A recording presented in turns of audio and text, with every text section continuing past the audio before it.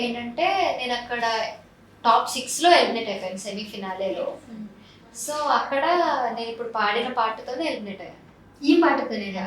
ఇది ఏ పాట అయితే మిమ్మల్ని తీసుకుందో అదే పాట మళ్ళీ మిమ్మల్ని ఎలిమినేట్ చేసింది. రీజన్స్ ఏంటంటే యాక్చువల్లీ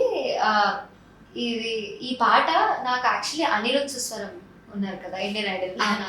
సో తను నాకు సూపర్ సింగర్లో మెంటర్గా ఉండేవారు అనమాట. సో అన్ననే నాకు కూర్చోబెట్టి ఈ సాంగ్ నేర్పించారు, ఈ శతమానం అన్నదిలే సాంగ్.